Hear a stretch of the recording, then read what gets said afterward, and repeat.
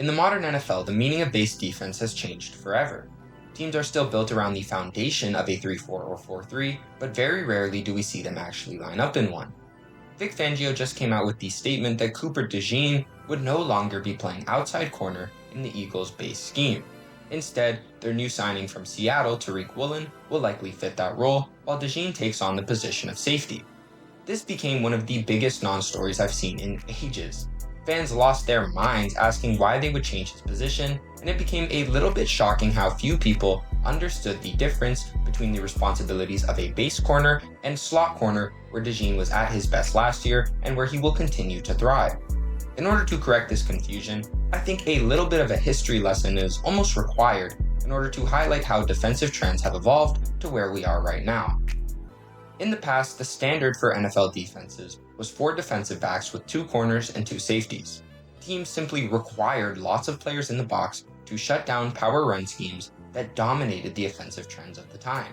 To counteract this, offenses would begin to bring out what we now call a slot receiver, a third wideout that lines up between the furthest receiver and the line of scrimmage. The origins of this innovation are of course convoluted, but what we can say definitively is that Wes Welker, with the help of Bill Belichick's trips formations, to this day is the most clear-cut example of what the role can actually offer at its best. Welker remains the ultimate prototype that teams are still searching to recreate. Belichick, for one, managed to build his entire offense around some undrafted 5'8" white dude who ran a 4.65. Despite all of the innovation that this has led to, it still does sound crazy even now looking back on it. Welker was a lot different than the prototypical receivers of his era, especially a number 1 receiver that was capable of putting up the statistics that he did pretty much every single season.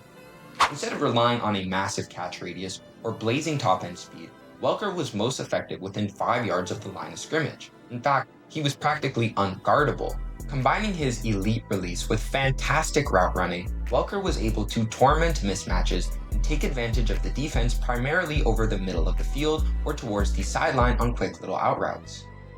With the foundation built on those high-volume, short-yardage catches, the Patriots' offense would be able to poke holes in Tampa 2, the most common defensive coverage called at this point in time. Tampa 2 employs linebackers to cover the entire middle of the field, particularly a Mike who is expected to travel from short yardage all the way up to the safeties. By allowing Welker to work on these slants and little under routes and curls, these backers who were slower had to commit closer and closer to the line of scrimmage, which as a result opened up massive holes for dig routes and tight ends running down the seam. I mean, Robert Gronkowski practically made his career running these routes. Instead of just leaving their linebackers out to dry, defenses decided to almost cut their losses in a way, trusting that if they were to, instead of rolling out a third linebacker, rolling out a third corner or a nickelback as it's now known, they would be able to prevent these mismatches and hopefully not lose out on too much run defense. Originally, a nickelback wasn't a separate role on the team though. It was typically just the third corner on the depth chart. But slowly over time, the role started to shine as specific players excelled.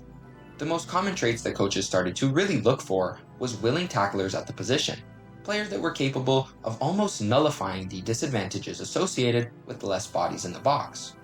While this was not invented in 2007, we really started to see the role of a nickel corner, or more primarily for him, a star, take prominence with players like Charles Woodson. And when I say star, I don't mean a literal star, because of course that was Charles Woodson, but more of a roamer responsibility, something that we see a lot with Nick Saban's Alabama teams.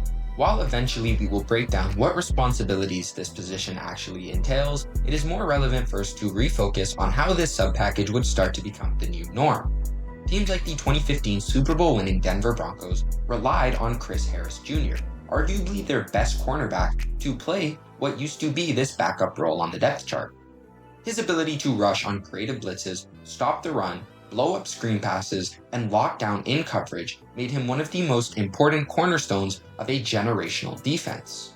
If you are a returning viewer, this might sound familiar because one of our first videos was a more detailed look into the history of nickel defenses. And if you are new, I would recommend that you check that out if you're interested in learning more from that specific lens. But for the point of this video, we need to fast forward to the present day, where nickels are being used in ways that just keep getting crazier.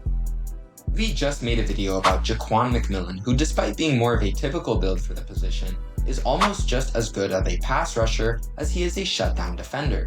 Whenever the Broncos need a play in a crucial moment, they send McMillan off the edge on a perfectly timed blitz. Teron Johnson is another example of this, but while they are fantastic run stoppers in their own right, defenses seem to no longer have to make a size sacrifice by rolling out a third corner, because now there are nickelbacks in the league that are as big and strong as linebackers while being as fast and agile as corners. Kyle Hamilton has been one of the best defensive players in the league. At 6'4" and 220, he is expected as a safety to play nickel corner, lock down a defender in man-to-man coverage, fill in for a linebacker's responsibility, and also set the edge as a pass rusher. The same statement could be said about Nick Emmanwori, who is also similarly ridiculously athletic and expected to do essentially everything on defense as well. These players are borderline duplicates of each other, both developed by Mike McDonald, who is one of the most significant innovators in the nickel philosophy. While they are fantastic, there is a major difference between playing where Emmanwori does and the role of an outside corner. When people heard that DeJean was being moved to safety in base coverage, they reacted as if the Eagles were benching their best corner, moving him somewhere where he'd be less effective. But in my opinion, this couldn't be further from the truth. In fact, it more so just emphasizes what DeJean's actual strengths are. Cooper is not bad in coverage. He affects the game the most, however, when he has the ability to play out of structure, the same way Emmanwori and Hamilton do. He needs to be able to diagnose routes before the ball is snapped and trigger downfield to jump a route that he's seen on film before. DeJean is a true star, that roamer position that we were talking about. In a base defense, putting him at safety essentially gives him the same level of flexibility to crash the box on run plays more freely, without having the same restrictions as an outside corner does. It's hard to find exactly how many snaps the Eagles even play in base, but it's estimated to be maybe 15% of the time. So for 15% of the game, Cooper DeJean will be playing safety, right in the middle of the action, making tackles on plays, and perhaps even acting as a ball hawk. I really want to emphasize that this change has absolutely nothing to do with how much nickelback Cooper DeJean can play. The only reason he's not playing slot corner in a base defensive scheme is because that position doesn't exist in a base defensive scheme. The only real reason that teams go to their 4-3 or 3-4 in the modern NFL is if they feel like it gives them the best chance at stopping the run. You don't really need a corner who can do everything or a Swiss Army knife in that lineup. Instead, they have the perfect player for a traditional outside corner without an expectation to do much else. The Eagles added Tariq Woolen in free agency, and although he's had his fair share of bad moments, so does any corner. When it comes to physical measurements, it's hard to find a more ideal player for outside or boundary corner. At 6'4", with 4.26 speed, Woolen can match up without help in a way that modern corners are just physically unable to. As great as DeJean is, he is not the physical profile to match up with Jamar Chase or George Pickens. He might be able to, but why does he have to if you have someone like Woolen on your roster? These two combined with Quinyon Mitchell might make up the best cornerback room in the league, up there with the Broncos, Texans, or whoever you personally have in that conversation, so you might as well play to your strengths. The Eagles are significantly weaker at safety. Blankenship left in free agency, and while Andrew Mukuba is great against the run, he does struggle in coverage, so placing Cooper as his partner in the third level will help keep the Eagles strong on the back end against the pass. Elite nickels are the engine of high-powered modern NFL defenses that aim to confuse the offense and put them on the back foot. We just watched the Cowboys select Caleb Downs in the first round, and we look to see them likely center their new defense around his versatility out of this position with a strong defensive line, acting as the key that allows them to open up this vault of potential. It is only going to become more and more common with time as well. Teams are going to continuously innovate new ways to shut down the explosive offenses that the modern NFL has become known for. And as of right now, the number one way we are seeing this is with the use of nickel corners. So, for Philly fans that are worried their favorite defensive back is getting moved somewhere he shouldn't be, take a deep breath.